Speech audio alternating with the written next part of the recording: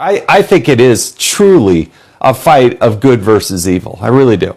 And people we spoke to today say, sadly, that has become way too common. Yeah, what do you think's going on in the world? Insanity. Well, this is creepy. Chilling doorbell camera video showing 3 people in Halloween masks outside a Virginia home. Police say they threatened to break in and kill the people inside.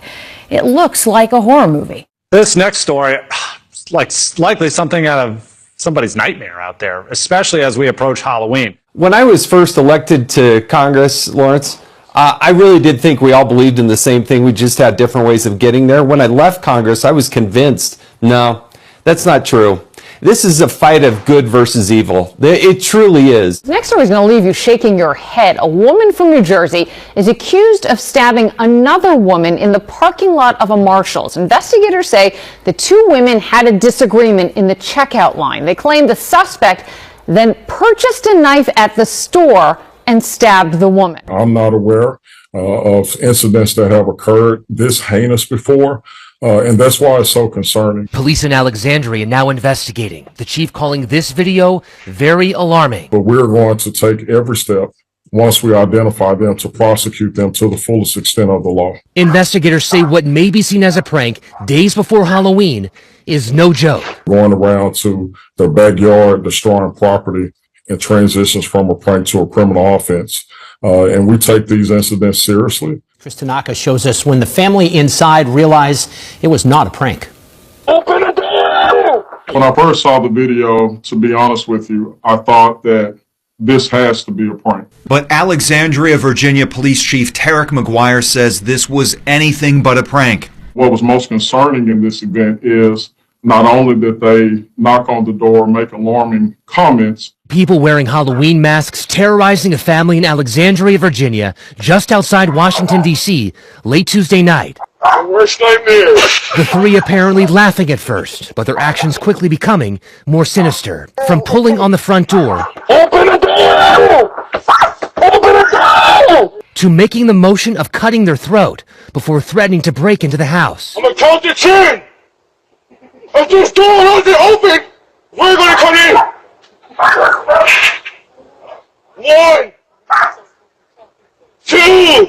But with these teenagers and tall adults that are going to be coming around, it's a little off-putting, especially in light of this. Remember the trick-or-treat murder that took place many years ago? That is where a masked person did just what they did, but the person opened the door and they were killed.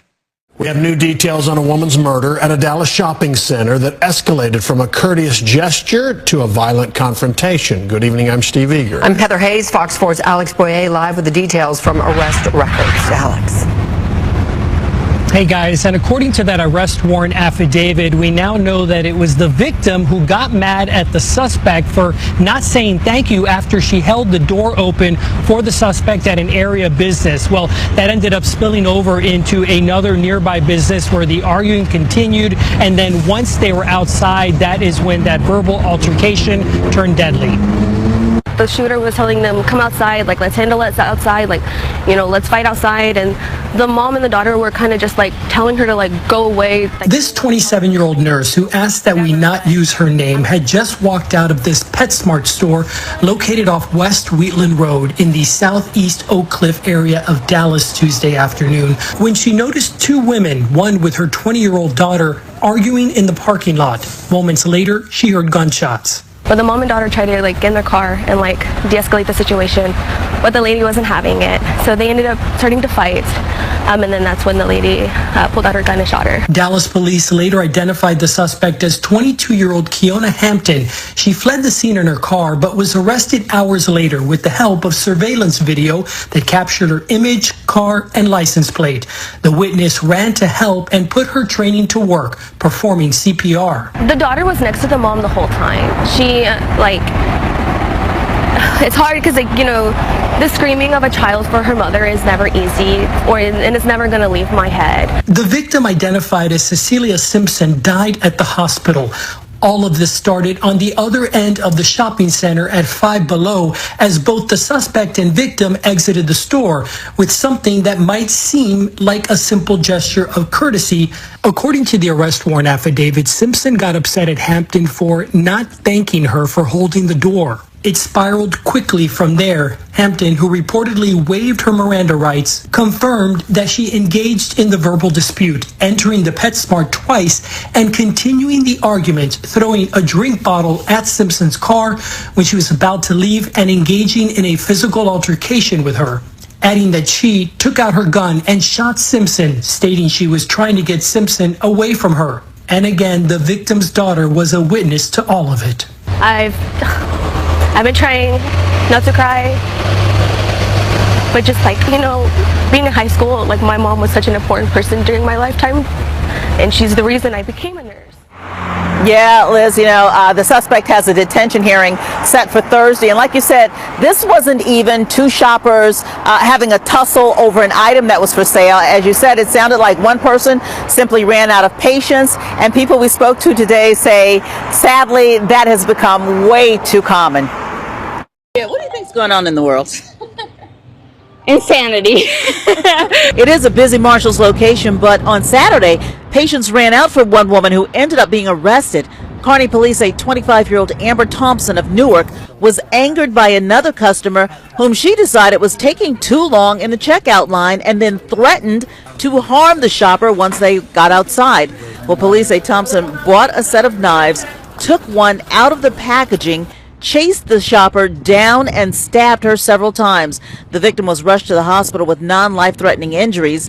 The suspect was found back inside the Marshalls. Police say she was hiding in a bathroom where a bloody knife was also found. We tried to speak to many shoppers as they exited the store off camera. Some questioned whether or not there should be more security here, especially after the stabbing. Others say many people are simply on edge and acting irrationally. I think it's pretty crazy that that happened here. And what is this, Kearney Harrison? Yeah, it's just crazy because it never happens around here. Well, Amber Thompson is being held in the Hudson County Correctional Facility. She is facing numerous charges, including aggravated assault and possession of a weapon. For now, we're live here in Kearney, New Jersey. Tony Yates, Channel 7.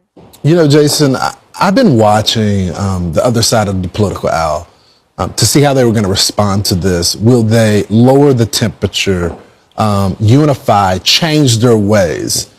Unfortunately, yesterday I was watching Representative Crockett, and this is what she had to say. One of the things I do want to point out that's not been laid out that honestly hurts my heart is when I saw the no votes, there were only 2 Caucasians. For the most part, the only people that voted no were people of color, because the rhetoric that Charlie Kirk continuously put out there was rhetoric that specifically targeted people of color. And so it is unfortunate that even our colleagues could not see how harmful his rhetoric was, specifically to us. On the day of the memorial. She's never heard Charlie Kirk. You listen to the message of Charlie Kirk said, hey, if you disagree, let's talk it out. It's so rare. You know, when I was first elected to Congress, Lawrence, I really did think we all believed in the same thing. We just had different ways of getting there. When I left Congress, I was convinced, no, that's not true. This is a fight of good versus evil. It truly is. And what was exhibited by some, not all, but some of the Democrats, and the way they've handled this, the way they've handled violence and death and an assassination.